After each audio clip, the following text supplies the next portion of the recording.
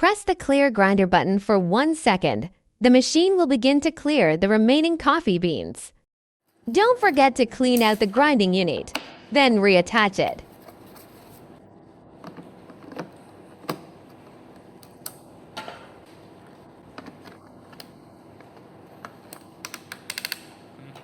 Next, remove the drip tray assembly and residue collection containers, then rinse them with clean water.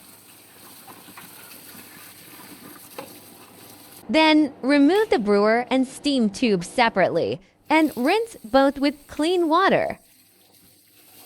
Once all parts are cleaned, reattach each accessory separately. Your full cleaning is complete.